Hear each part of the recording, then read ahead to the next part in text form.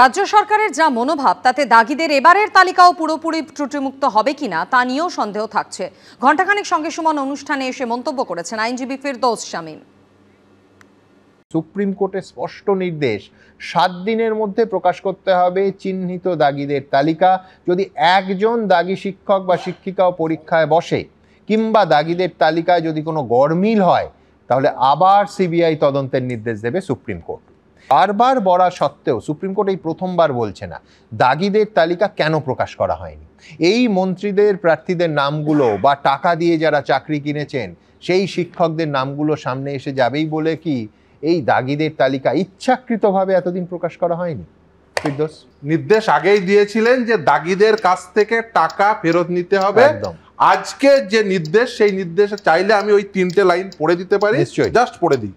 Learned senior counsel, যিনি এতক্ষণ বলছিলেন, অ্যাপিয়ারিং ফর দ্য WBCSSC মানে West Bengal central school service commission states on instruction that the list of tainted candidate who are selected whose selection has been set aside by the High Court and confirmed by this court would be placed in the public domain that is on the website of the WBCSSC within 7 days. অর্থাৎ যিনি senior counsel appear করেছিলেন তিনি on instruction বলেছেন 7 দিনের মধ্যে upload করে দেব। মানে এই নির্দেশটা আগেই ছিল সুপ্রিম কোর্টের যে দাগিদের কাছ থেকে টাকা ফেরত নিতে হবে, এবং সেই দাগিদের যাদের কাছ থেকে টাকা ফেরত নেওয়ার নির্দেশ ছিল এই রাজ্য সরকার এবং এই এসএসসি তাদেরকেই নতুন সিলেকশন প্রসেস যেটা 7 তারিখে পরীক্ষা কন্ডাক্ট হবে সেখানে বসানোর চেষ্টা করেছিল। শুধু নয়, তাদের হয়ে যখন সিঙ্গেল বেঞ্চ বলল না এই দাগিরা বসতে পারবে না, তাদের হয়ে ডিভিশন বেঞ্চে গলা ফাটাতে চলে গেল কারা?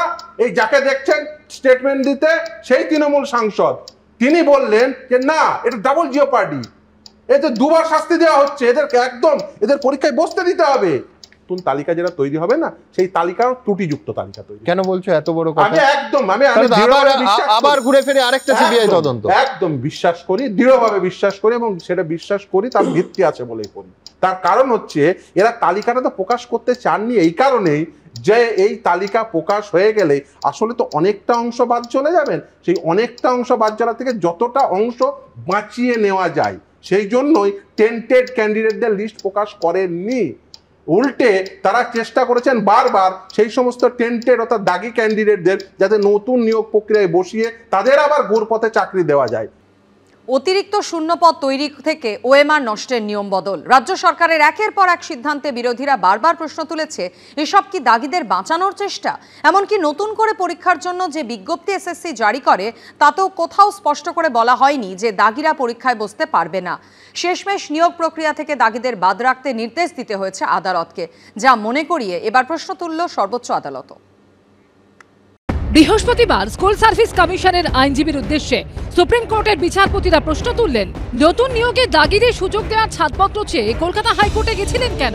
এই প্রসঙ্গে বিরোধীরা বলছে চিহ্নিত দাগিদের প্রতি তৃণমূল সরকারের এই দরদ নতুন নয়। শুরু থেকেই বারবার তারা এই দাগিদের পাশে দাঁড়ানোর চেষ্টা করেছে।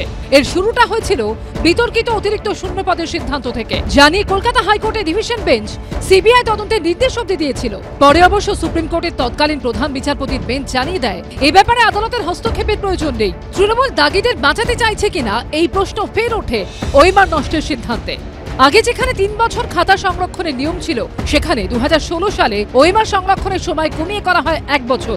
এখানেই প্রশ্ন ওঠে তড়িঘড়ি ওএমআর নষ্টের পিছনে কি বিশেষ কোনো উদ্দেশ্য ছিল? এমনকি ওএমআর নষ্ট করে দেওয়া প্রসঙ্গে সুপ্রিম কোর্টও বলেছিল যখন ওএমআর নষ্ট করা হবে তখন তো এটা নিশ্চিত করতে হবে যে মিরর ইমেজ আপনাদের সার্ভারে আছে, এটা তো এসএসসির দায়িত্ব। আর টিআর উত্তর দেওয়ার সময় আপনারা বলেছিলেন আপনারা নিজেদের ডেটাবেস থেকে এই তথ্য দিয়েছেন। এখন তো দেখা যাচ্ছে যে আপনাদের কাছে কোনো তথ্যই নেই। অযোগ্য বেরিয়ে গেলে বাকি যোগ্য, কিসের ভিত্তিতে অযোগ্যদের চাকরি দিয়েছেন? তারা রাজনৈতিক প্রতিনিধি হিসেবে তদানীন্তন শিক্ষামন্ত্রী পার্থ চ্যাটার্জির পিএসকে ওই কমিটির মধ্যে ঢোকালো। সেই সিদ্ধান্তে পার্থ চ্যাটার্জি একা নয়, সমগ্র ক্যাবিনেট যুক্ত। দাগিদের জন্য যোগ্যরা চাকরি হারিয়ে পথে বসতেও নেতাজি ইন্ডোরের সভা থেকেও অযোগ্যদের উদ্দেশ্যেও বার্তা দিয়েছিলেন মমতা বন্দ্যোপাধ্যায়।